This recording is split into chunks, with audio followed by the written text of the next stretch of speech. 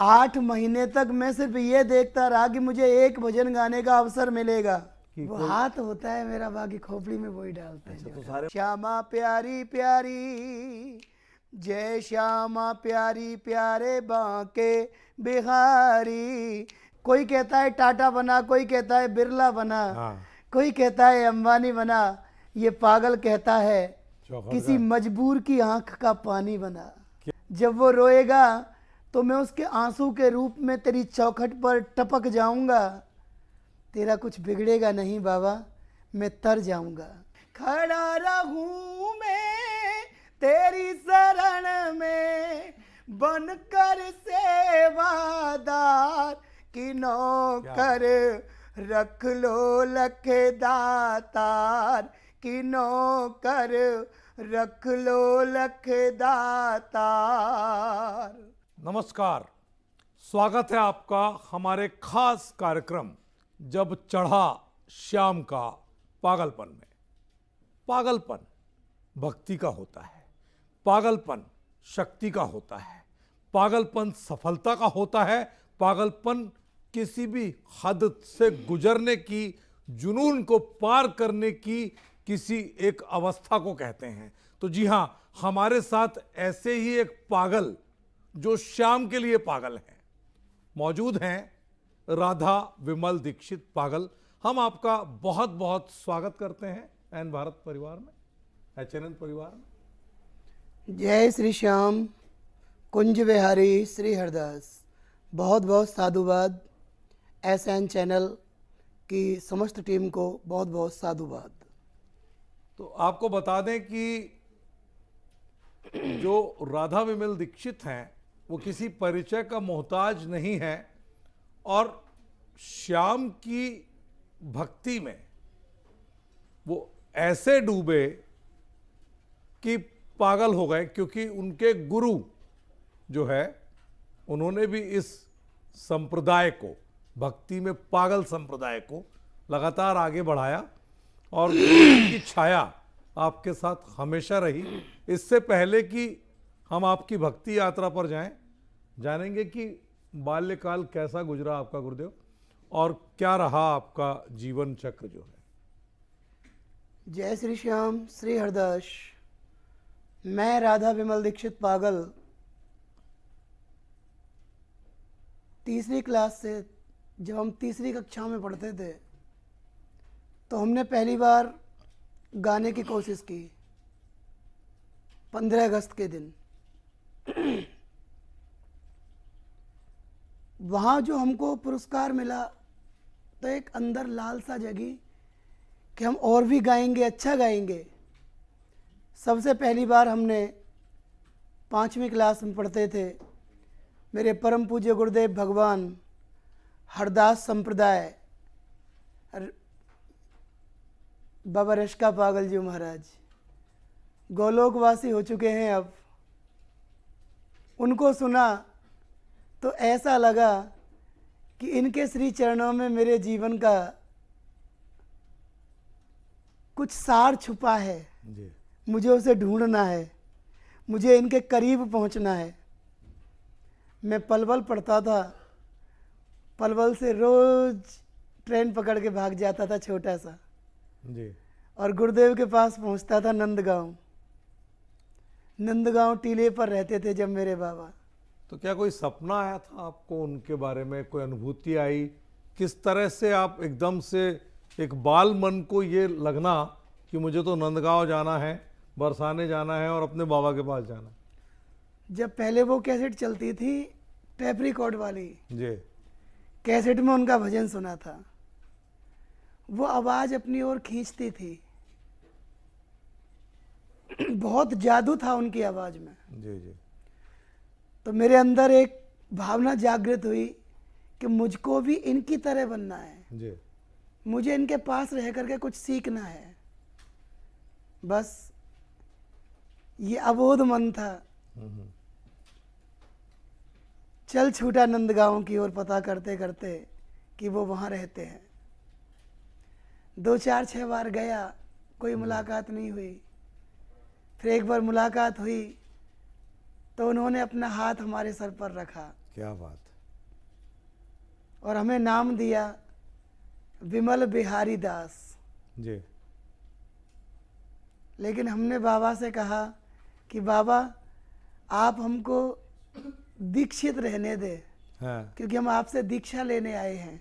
हाँ हमारा गोत्र भी बचा रहेगा और हम आपसे दीक्षा भी लेंगे। तो हमारे गुरुदेव ने कहा कि तुम्हारा नाम अब विमल दीक्षित पागल रहेगा। ये पागल हमारे गुरुदेव ने हमारे नाम के साथ जोड़ा। दुनिया ने हमारी जो हमारे क्रियाकलाप हैं, किसी की बात को देखना सुनना मन को ना भाए तो उसको तुरंत बोल देना कि तेरा ये कहना गलत है, जी जी यहाँ पर तुम अच्छा नहीं कर रहे।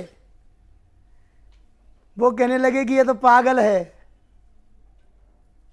ये वाला भजन नहीं, ये वाला भजन गाओ।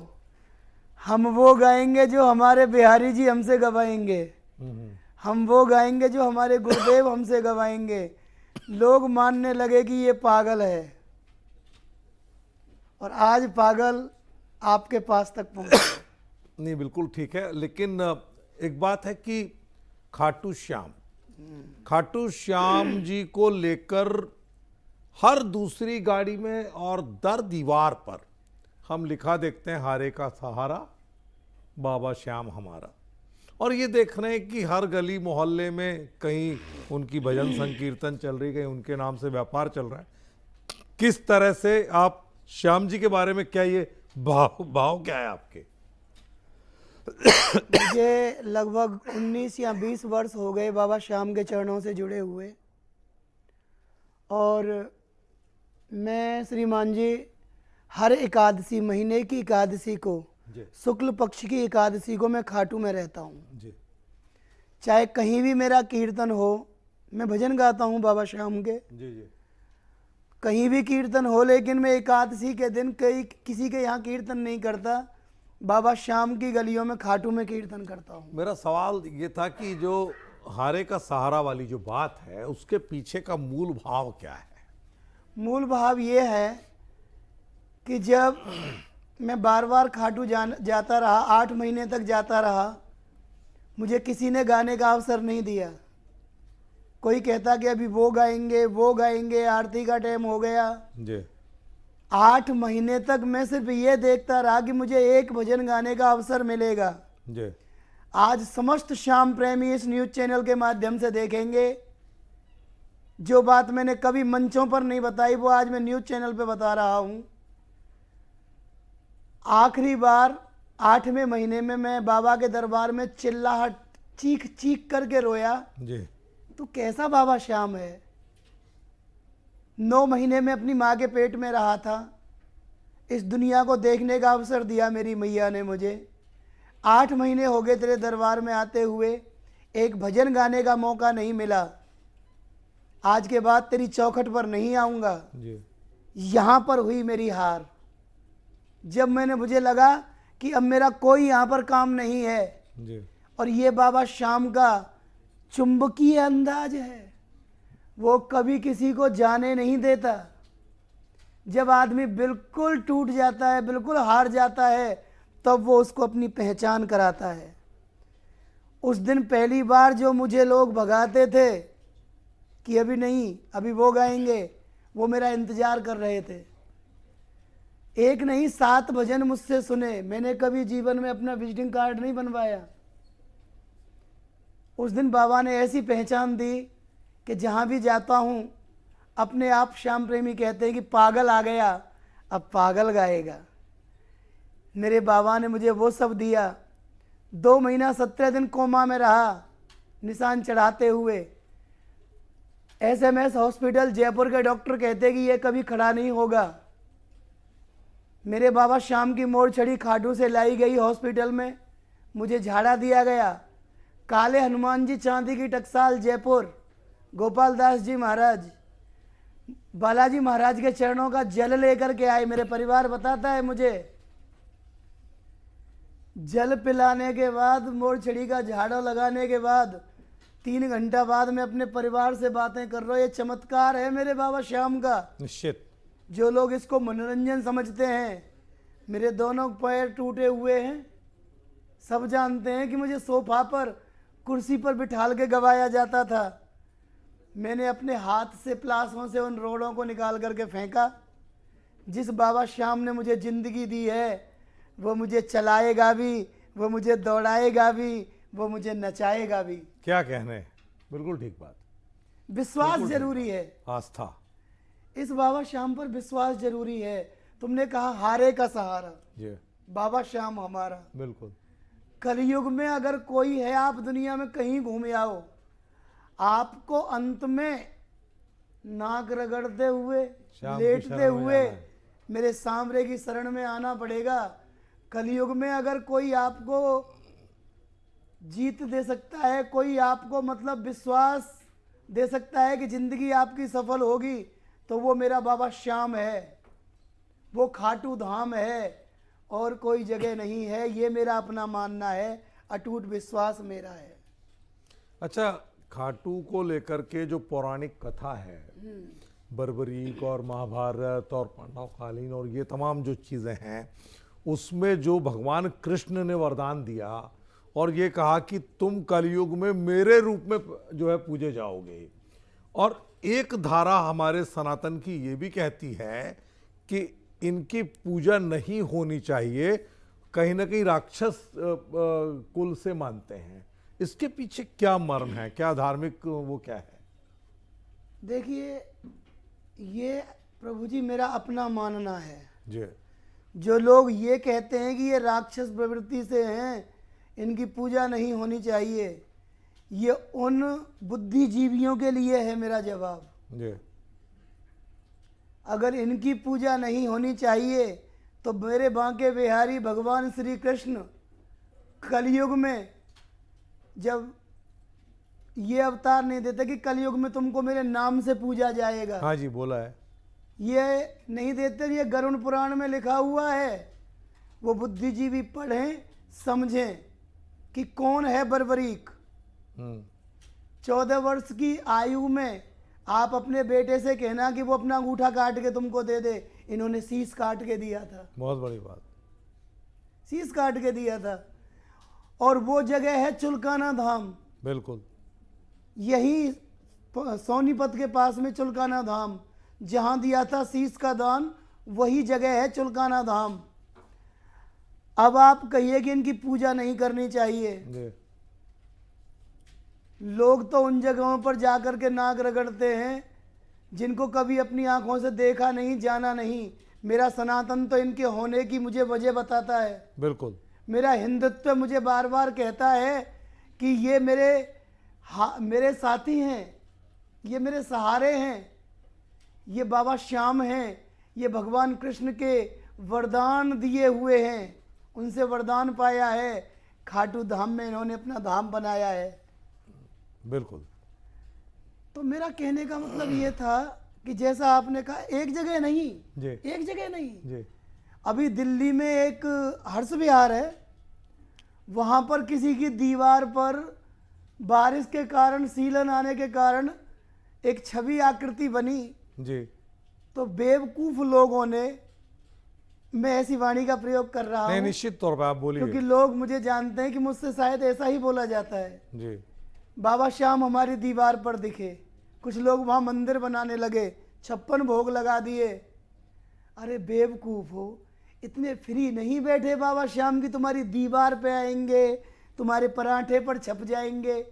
वो बाबा श्याम हैं, आते हैं तो भाव में आते हैं, और नहीं आते हैं तो करोड़पति के ताब में भी नहीं आते हैं। बहुत बढ़िया बात।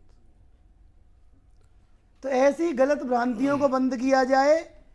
हिंदू बहन भाइयों, सनातनियों, केवल सनातनी सनातनी चिल्लाने से सनातनी नहीं बन जाओगे।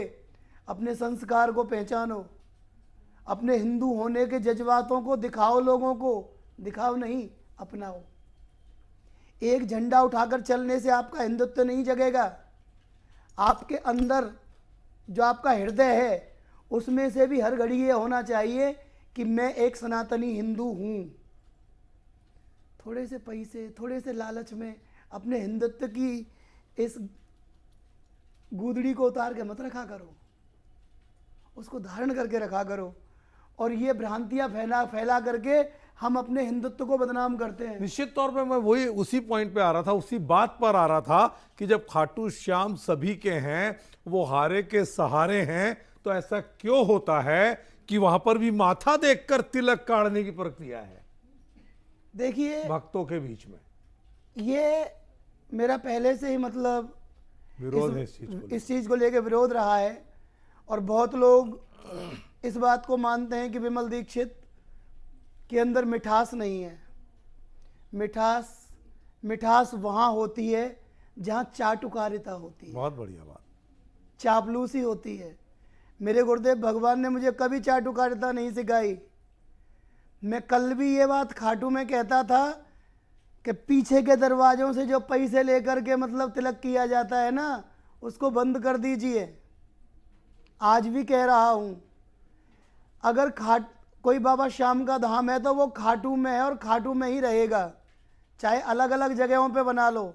लोग बना रहे हैं कि यहाँ पर दिल्ली धाम है, यहाँ पर वो धाम है बाबा का। नहीं जी। तो ऐसे भक्तों का गुरुदेव आखिर अंततः उद्देश्य क्या है? ठीक है, खाटू सबके दिल में, हृदय में बसता है भगवान ना, क्योंकि भाव का भूखा है बाबा। तो ऐसे में अगर आप भाव से जा रहे हैं और वहां जा रहे हैं जहां उनका स्थान है, तो ये हर गली मोहल्ले में, गांव में, कस्बे में, चौबारे में, चौक में इनको बसा लेना, इनकी तस्वीर लगाना, फोटो लगाना और फिर इस तरह की स्थिति बना देना, तो वो ओ माई गॉड वाली जो स्थिति है फिल्म में जो दिखाया गया, उस तरह की स्थिति बन रही है।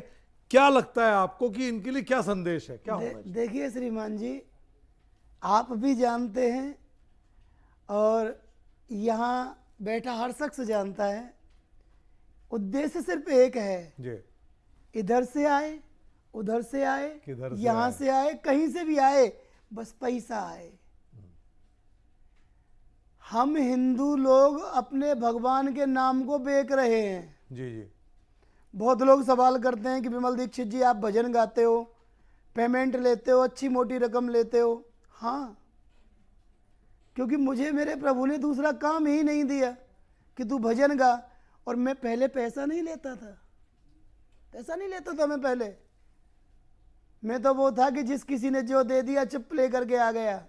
लेकिन जब से इन बड़े बड़े लोगों ने जो कहते हैं कि हम वो वीआईपी भजन गायक, क्या बोलते हैं उसको, स्टार भजन गायक, जी जी, 12 लाख, 9 लाख, 10 लाख, 4 लाख, हम लोगों के लिए लाख का आंकड़ा बहुत बड़ा होता था। आज के नहीं है। हम 1 घंटे आ रहे हैं, 1.5 घंटे आ रहे हैं, कभी पूरा भजन नहीं गाते हैं। मेरा अपना दुख जी। 2-2 लाइन। मेरे बुजुर्गों ने कहा जब भी कोई भजन गाओ तो पूरा गाओ। 2-2 लाइन का भजन गा करके कौन सा एंटरटेनमेंट करते हो आप? फिर आप में और बॉलीवुड के नचकइयों में कौन सा अंतर रह गया? अच्छा, बॉलीवुड पर अपन आते हैं तो मुझे ये पता लगा है कि आपको बिग बॉस जी के घर पर बिल्कुल पूरी कोशिश कर ली गई कि किसी भी तरह से जो है राधा विमल दीक्षित पागल जो है वहां पहुंचे। तो वो कौन सा पागलपन था जिसने रोका, और वो कौन सा पागलपन उन लोगों का था जिसने आपको वहां पर पहुंचाने के लिए बाध्य करने की कोशिश कराई, और उनका क्या मकसद आपको वहां पर ले जाने के पीछे हो सकता था? देखिए, जब मुझे वहां ले जाया गया तो 13 जोड़ियां डिबेट में बैठी हुई थी। बिल्कुल। थोड़ी बहुत जब से मैं भी अंग्रेजी जानने लगा हूँ। जी। बहुत छोटे से गांव का हूँ। जी। मेरा बहुत छोटा सा गांव है जेवर टप्पल के पास, और 2024 में मैं कह सकता हूँ कि ये फ्लाइट मेरे खेत में से उड़ी है। एयरपोर्ट बन रहा है ना हमारे यहाँ, जेवर। जी जी जी। तो उन लोगों ने मुझे जो डिबेट दी वो इतनी अश्लीलता वाली डिबेट थी जी जी कि मुझे तो बोलने में भी शर्म आ रही है। प्रोस्टिट्यूशन पर आपका क्या मानना है? वैश्यावृत्ति को लेकर। वैश्यावृत्ति। तो जो जोड़ियां थी उनमें से 9-10 जोड़ियों ने कहा कि उसको लीगल कर देना चाहिए। जी। मुझसे कहा गया, मैं इसी रूप में था। अच्छा, मैं एक गृहस्थी हूँ, शादीशुदा इंसान हूँ, मेरा एक परिवार है, मेरे बच्चे हैं। एक टाइम था जब मुझे मेरे गुरुदेव ने संत बनाया, वाकायदा पिंडदान किया गया मेरा, बिल्कुल मेरे बाल उतार दिए गए, बहुत लंबे बाल थे, मुझे संत गद्दी दी गई। लेकिन मैंने देखा कि शादीशुदा होते हुए मैं संत गद्दी का पालन नहीं कर सकता जी। तो मैं उस गद्दी को वहां दे आया गुरुदेव को। क्यों? संत बनना इतना आसान नहीं है। ये मेरे गुरुदेव ने मुझे रूप दिया है कि तू इस रूप में गा। ये मेरी पहचान है, हरदास संप्रदाय की पहचान। घर में मैं नॉर्मल इंसानों की तरह रहता हूँ, जी जी। साफ बताता हूँ। लोग भेष देख करके धोखा खा जाते हैं, उनके लिए मेरा कहना है कि आप किसी का रूप देख करके धोखा मत खाया करो। आप ये देखा करो कि उसके अंदर जो बैठा है वो कैसा है, उसका तस्वीर मन नहीं, कैसा है। तासीर पर जाइए, आहा, यही कहना चाह रहे हैं आप। जी बिल्कुल। तो हम कहाँ पर थे? हम थे बिग बिग बॉस बॉस के मामले में। तो हमसे जब उन्होंने कहा कि आप अपना पॉइंट ऑफ व्यू बताएं जी। कि आप क्या सोचते हैं वैश्यावृत्ति को लेके। वेश्यावृत्ति को लीगल कर देना चाहिए कि नहीं, तो हमने निसंदेह कहा। एक लड़की थी जिसको हमारा पार्टनर बना के बैठाया गया था, जी। मैंने कहा हाँ बिल्कुल लीगल कर देना चाहिए, बिल्कुल सही बात है, लेकिन एक कारण बता दीजिए मुझे, प्रोस्टिट्यूशन को लीगल कर देने से क्या होगा? तो उन्होंने कहा कि रेप केस में कमी आएगी। जो वहां जोड़ियां थी सबने कहा कि रेप केस में कमी आएगी। मैंने कहा अच्छा, दिल्ली का सबसे मशहूर रेड लाइट एरिया है जीबी रोड, जी। वहां के पुलिस थाने की इस साल की फाइल मंगाई जाए और देखा जाए कि कितने रेप केस नहीं हुए। ठीक बात। मैं एक परिवार वाला, अब जो लड़की मेरी पार्टनर बना के बैठाई थी वो मेरा कभी पैर को ऐसे दबाए, कभी हाथ को दबाए, तो हमारा क्रोध जागृत हो गया। क्रोध थोड़ा जल्दी आता है हमको, अब तो थोड़ा कम आने लगा है। हम चिल्ला के पड़े कि इनकी गलती से भी हमको ओम बाबा मत समझना। जी, मैं उसी पॉइंट पे आ रहा था, आपने ले लिया। गलती से भी हमको ओम बाबा मत समझना, नहीं तो दे दे रेपटे अधमरा कर देंगे यहीं पर। क्यों? कल को मेरा बेटा बड़ा होगा, कल को ये जो आज पीढ़ी कहाँ जा रही है, आज का यूथ कहाँ जा रहा है, कल को मेरे बच्चे बड़े होंगे, वो कहेंगे पापा ये तो लीगल है, अब तो कोई शर्म नहीं है इसमें। उस दिन मैं उस शो को छोड़ करके आया, मुझसे बार बार कहा गया ये एग्रीमेंट साइन कर दो। मैंने कहा मैं ठोकर मारता हूं ऐसे शो को। अच्छा, जिसमें आपके जाने घर के भी बाद 2 लोग पहुंचे थे ना गुरुजी? 2 लोग आपके घर भी पहुंचे मेरे थे? घर कौन पर कौन भी थे? पहुंचे थे। वो बिग बॉस की एक पूरी यूनिट थी और मैं उस नाम को ओपन नहीं करना चाहता, जी जी। क्योंकि मैं उन नामों को लेना भी नहीं चाहता जिनके अंदर बोलने की सभ्यता नहीं है। वो बहुत बड़े लोग हैं आज, लेकिन पैसा बड़ा हो सकता है, तुम्हारी जो सोच है ना वो बहुत घटिया है। मैं तुम्हारा नाम भी नहीं लूँगा या न्यूज में। उन लोगों ने मुझसे कहा, लेकिन मैंने एक ही बात पर वो सोच छोड़ा आदरणीय। मैं भी चाहता तो नेम फेम कमा सकता था कि मैं अपने बच्चों को क्या जवाब दूंगा, मुंह उनसे क्या कैसे दिखाऊंगा? नज़र दिखाऊंगा। बिल्कुल ठीक बात। आज मैं बाबा श्याम के चरणों में इतनी अच्छी ज़िंदगी जी रहा हूँ कि हर रात मुझे नई ऑडियंस मिलती है, नए प्रेमी मिलते हैं। अच्छा, एक बात और है गुरुदेव की, हरिदास जू जो हैं जी, वो मूर्धन्य गायक और अकबर के नौरत्नों में शुमार तानसेन के भी गुरु रहे। जी, ध्रुपद को भी उन्होंने आगे बढ़ाया जी, और गमक भरी मर्दाना गायकी के अलावा ब्रज भाषा में जी, जो जो छंद दोहे जो आए हैं उनके सोरठे वगैरह, वो बहुत ज़्यादा भक्ति मार्गी लोगों के लिए आज भी एक प्रेरणा का सबब है। आपने किसी तरह की संगीत शिक्षा नहीं ली और आज आप गायकी के क्षेत्र में एक शिखर पर हैं, तो ये कैसे संभव? मेरे गुरुदेव ने एक ही बात कही कि सीखना है तो सिर्फ एक चीज गाइए, श्यामा प्यारी कुंज बिहारी जय जय श्री हरिदास दुलारी। क्या बात। श्यामा प्यारी कुंज बिहारी हम चाहेंगे जय कि जय आप- श्री हम चाहेंगे कि हरिदास आप दुलारी। इसको धुन में जो है 2-4 भजन जितना आपका मानो जो अंतरे कुछ हमारे दर्शकों के लिए भी। मेरे गुरुदेव ने मुझसे यही गवाया, सबसे वो यही गवाते जी। हैं कि स्वामी जी का नाम, स्वामी जी मतलब स्वामी हरदास जी महाराज, हरदास जी महाराज, उनका नाम ध्याइए, उनका नाम गाइए, उनका गुण गाइए, गायकी तो अपने आप कर लोगे आप। क्यों? उनके नाम में ही इतनी पावर है, इतनी शक्ति है। जैसे मैंने कहा ना, तानसेन का इतना बड़ा उदाहरण है।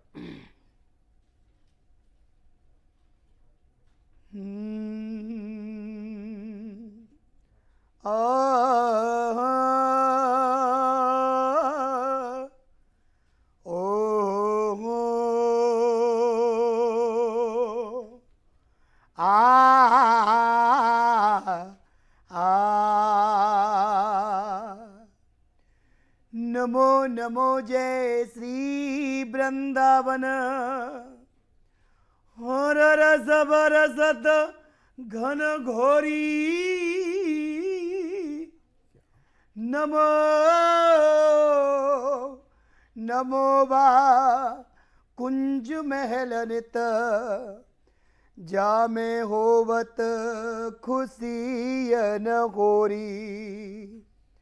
नमो नमो जय श्री हरिदासी, नमो नमो इन्हीं की जोड़ी। गुरु सेवत गुरु ध्याइए, और कहिए श्री हरिदास। हेरी गुरु बिन मनवा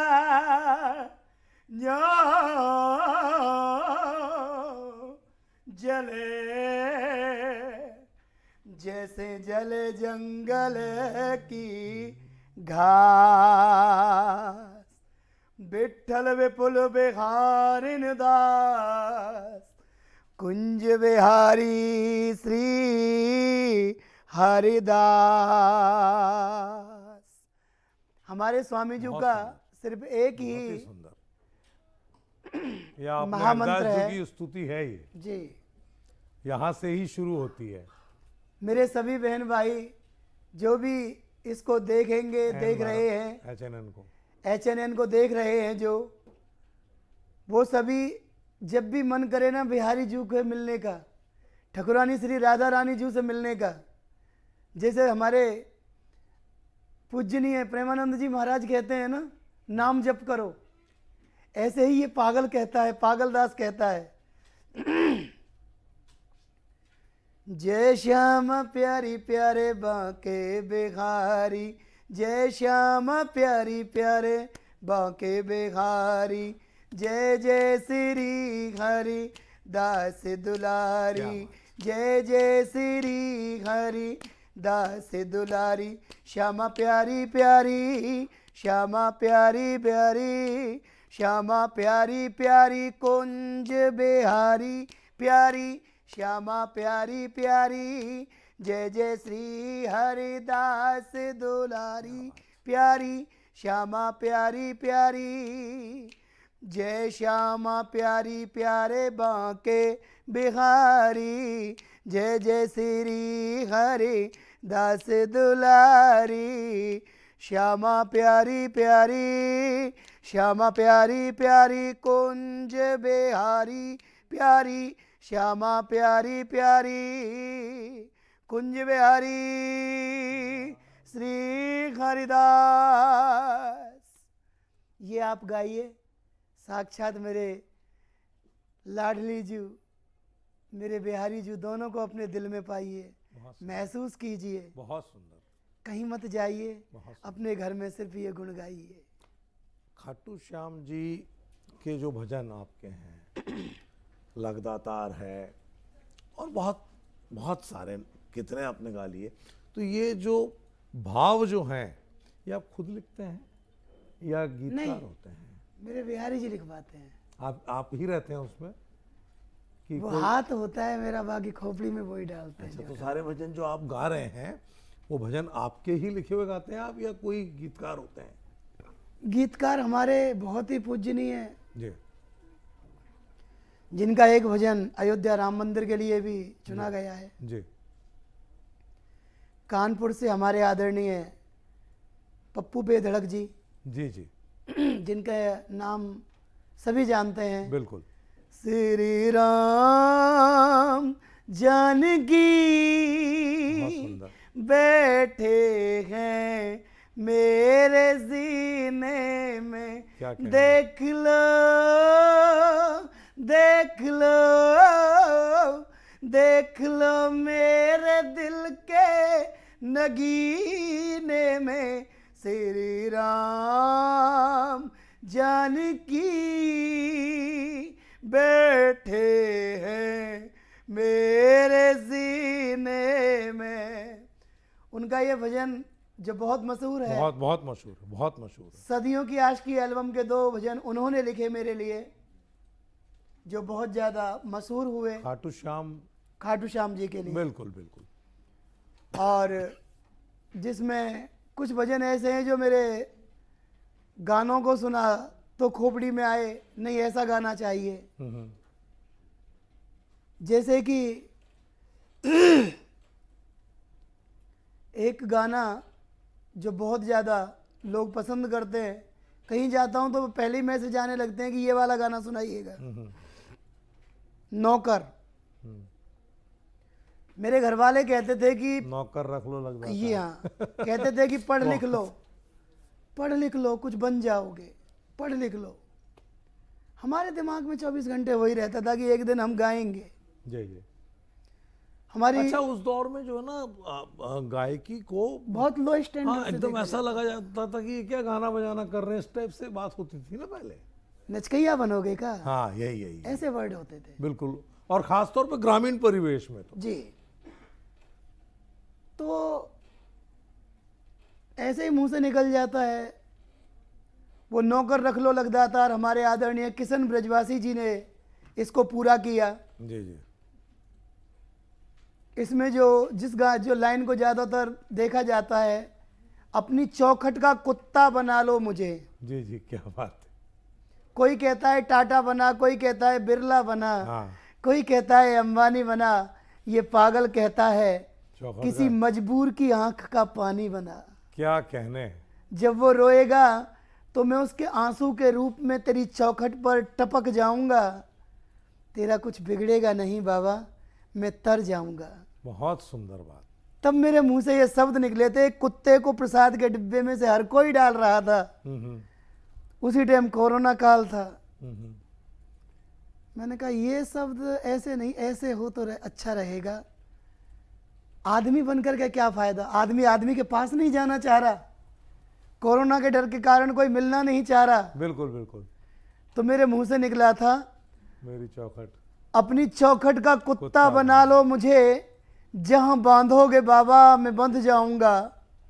पेट भर के नहीं मुझको रोटी मिले, तेरे भक्तों की झूठन पे पल जाऊंगा। क्या कहने। दोगे दर्शन तो मैं अपने घर जाऊंगा, वरना चौखट पे तेरी मैं मर जाऊंगा। इसको मैं चाहूंगा कि एक अंतरा जो है हो जाए। बहुत बहुत ही ये जो है श्याम भक्तों के बीच में लोकप्रिय है। किनो कर रख लो लख दातार, किनो कर रख लो लख दातार। खड़ा रहूं मैं तेरी शरण में, खड़ा रहूं मैं तेरी शरण में, बनकर सेवादार। किनो कर रख लो लख दातार, किनो कर रख लो लख दातार। नौकर बन जाऊं श्याम धनी का, नौकर बन जाऊं श्याम धनी का। झाड़ा मिल जाए मोर छड़ी का, झाड़ा मिल जाए मोर छड़ी का। अपनी चौखट का कुत्ता बना दो मुझे, अपनी चौखट का कुत्ता बना दो मुझे। जहाँ बांधोगे बाबा मैं बंध जाऊंगा, जहाँ बांधोगे पेट भर के नहीं मुझको रोटी मिले, पेट भर के नहीं मुझको रोटी मिले, तेरे भक्तों की झूठन पे पल जाऊंगा, तेरे भक्तों की झूठन पे पल जाऊंगा, दोगे दर्शन तो मैं अपने घर जाऊंगा। ए बाबा श्याम, दोगे दर्शन तो मैं अपने घर जाऊंगा, वरना चौखट पे तेरी मैं मर जाऊंगा। उतने में ही सबर करूंगा, उतने में ही सबर करूंगा, जितना देव कर तार की नौकर, धर लो लख दातार की नौकर, रख लो लख दातार। इसी में मैंने एक बात बोली थी, इसी भजन में, बहुत ही सुंदर भाव है। इसी भजन में आप कहें तो एक बात बोली थी बहुत मैंने। जरूर, बहुत बहुत स्वागत है आपका। जी जी। जब देखते हैं कि ये मेरे काम आएगा, मुझे हमारे आदरणीय मित्र हैं मौली साहब, जी जी। उन्होंने कहा ये ऐसा वो ऐसा, तो मैंने उनसे एक ही बात कही कि नहीं, जैसा मेरे बिहारी जी चाहते हैं वैसा। जी जी। आया कोई न जहां में मेरे काम सावरे, है। आया कोई न जहां में मेरे काम सांवरे, मेरी जिंदगी है अब तेरे नाम सांवरे, मेरी जिंदगी है अब तेरे नाम सांवरे। अब पकड़ कलाई मेरे संग चलना,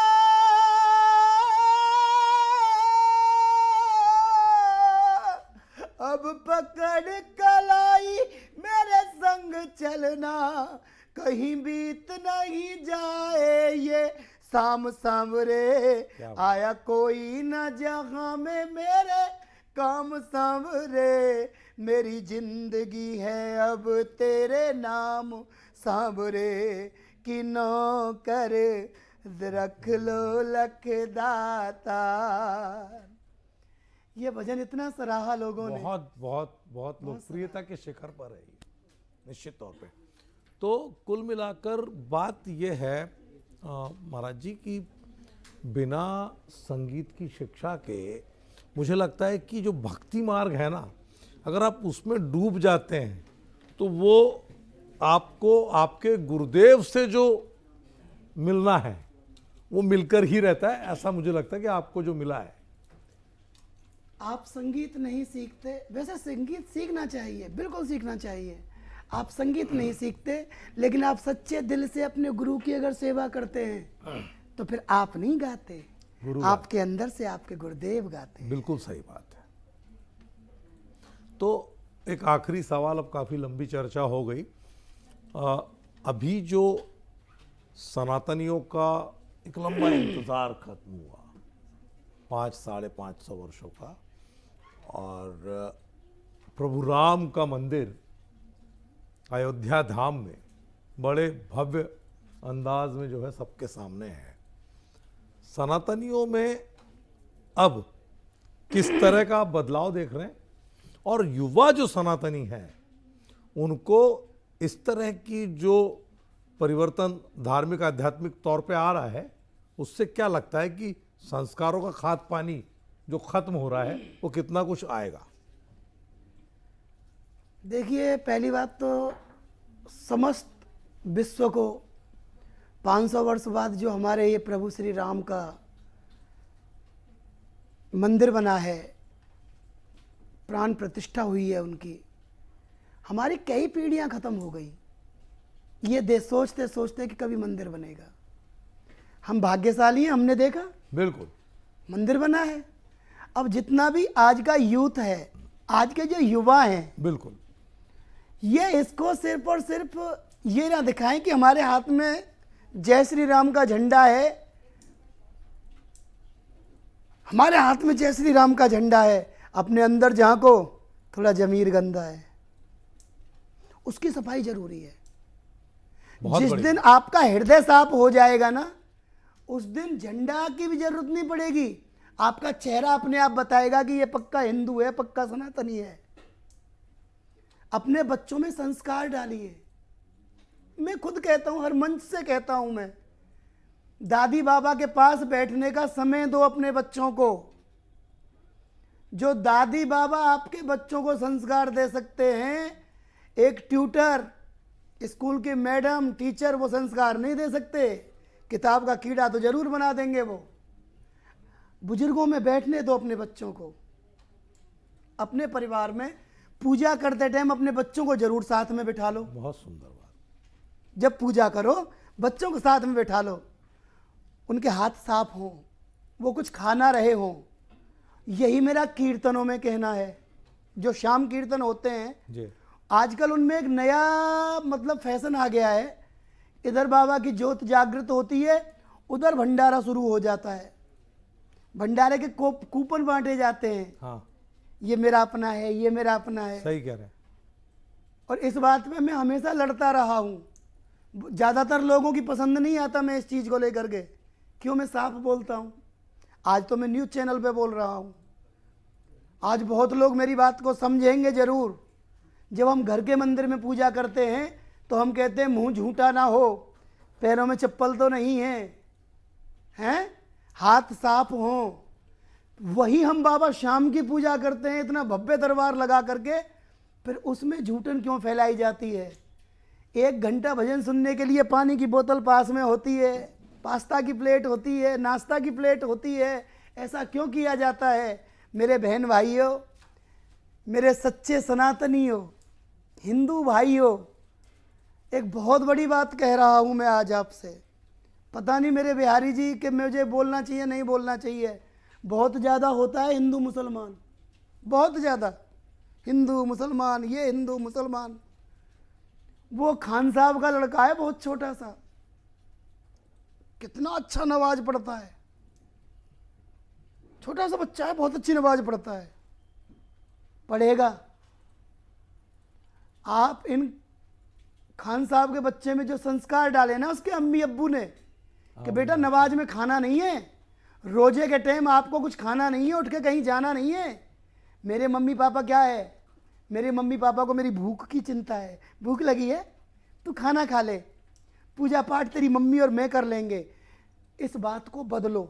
भूख लगी है, थोड़ी देर नहीं खाएगा तो मर नहीं जाएगा। पहले पूजा करेंगे, बाद में भोजन करेंगे। फिर समानता कीजिएगा कि वो खान साहब का लड़का और तुम्हारे लड़के में क्या अंतर है। यही संस्कार का अंतर है। सच्चे हिंदू उसी दिन बनोगे जिस दिन अपने बच्चों में संस्कार जागृत कर दोगे। तो ये राम मंदिर से मैं देख रहा था कि युवा भी बहुत बड़ी संख्या में गए हैं।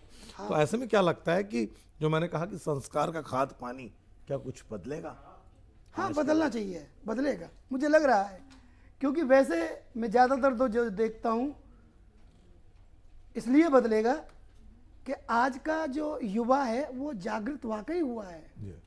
और मैं इसमें मुझे बड़ा अच्छा लगता है। मैं अभी गया था 23 तारीख में गया, नहीं 2-1 दिन पहले गया था। हमारे वो बागेश्वर धाम वाले धीरेन्द्र कृष्ण शास्त्री जी की कथा थी। जी जी।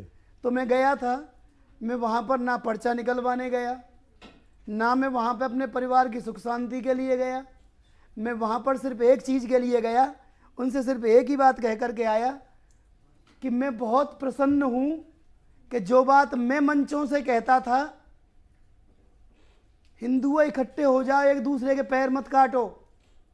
आज शास्त्री जी, आज आप वो आइकॉन चेहरा बन चुके हो। बिल्कुल। कि आपको बच्चा, बूढ़ा, माता, बहन, बेटियां हर कोई फॉलो कर रहा है, आपकी बात को मानते हैं। आपने हिंदुओं के अंदर एक अग्नि को प्रज्वलित कर दिया है। मैं आपका साधुवाद करता हूं। ऐसे धीरेन्द्र कृष्ण शास्त्री जी, आपको कोटि कोटि नमन है। आप ऐसे ही हिंदुओं को जगाते रहिए और राजनीति से तो कोसों दूर रहिए। चलिए, तो काफ़ी लंबा जो है अब वक्त भी हमको बार बार इशारे कर रहा है कि अब हम इस रोचक और बहुत अच्छी मुलाकात को समापन की बेला में ले जाते हैं। आपका हमारे साथ जुड़ने और बेबाकी से बेखौफ अंदाज में अपनी बात रखने, सनातनियों को सजग करने और अपने गमक भरी गायकी से श्याम भक्तों सहित तमाम सनातनियों को झूमने पर मजबूर कर देने के लिए बहुत बहुत साधुवाद, बहुत बहुत धन्यवाद। जय श्री श्याम। जय कुंज बिहारी श्री हरिदास। जय श्री श्याम।